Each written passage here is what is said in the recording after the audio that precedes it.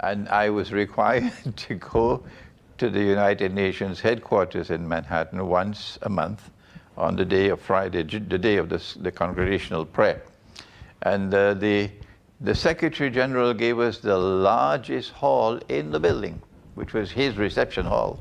So my stay in New York for those 10 years at the United Nations headquarters in Manhattan was very beneficial for me for understanding the world today.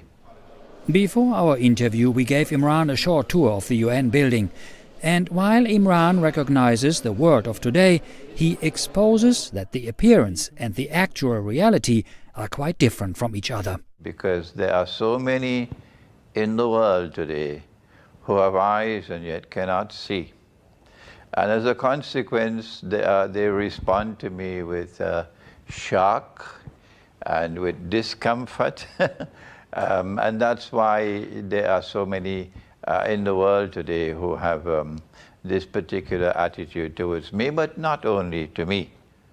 To all those, whether you be Christian or Jew or Hindu or Buddhist or Muslim, who seek to penetrate the reality of the world today and then to expose that reality. Imran also participated in many interfaith dialogues with Christian and Jewish scholars while representing Islam in the USA in the early 90s. He believes that today we are most certainly living in the end time. And we are now on the verge of the greatest war of all history. And I remember Pope Francis meeting with the head of the Orthodox Christian Church, and both of them, the leaders of this side of Christianity and that side of Christianity, both made a declaration warning about the great war which is coming and seeking to try to avoid that great war. I remember that declaration of Pope Francis in Cuba. That great war is part of the end time. The Christian knows it as Armageddon. The Muslim knows it as the Malhama. And that great war is going to substantially reduce the population of the world. We in Islamic eschatology not only know about the Great War, but we know what's going to happen after the Great War.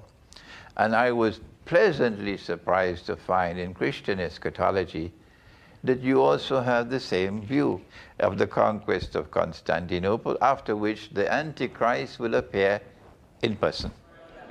Imran Hosein has also worked for several years in the Ministry of Foreign Affairs of the government of Trinidad and Tobago. In 1985, he gave up his job to devote his life to the mission of Islam, and he would love to meet Pope Francis. I would very much love to meet with the leaders of the Roman Catholic Church for a dialogue on eschatology. We need to have Christian, Muslim, Jewish dialogue, not just on what is similar between our religions and what is different, but more importantly, a dialogue on eschatology, on the end time. If I can meet with the Pope or with his representatives for the Catholic Church, the Protestants, the Orthodox Christians, and dialogue on the subject, it would be fascinating.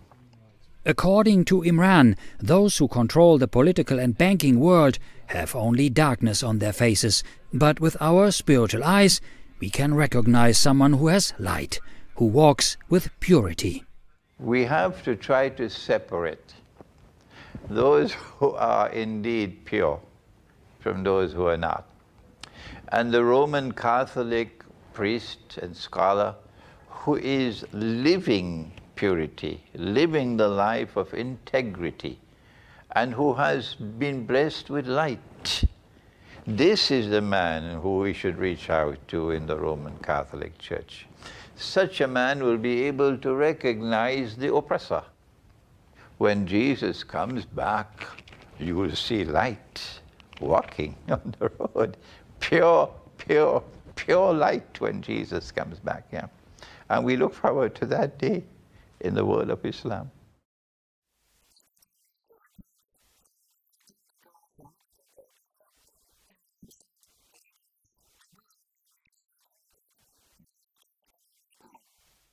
We got to look for the ones who truly live the religious way of life.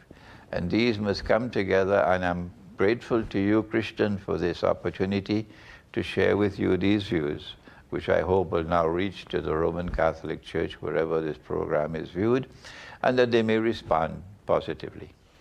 To interview and spending the day with this wise man was truly edifying, and indeed, according to Pope Francis, with Islam, dialogue is progressing well. Thank you, Christian. Thank you. God bless you. Yes.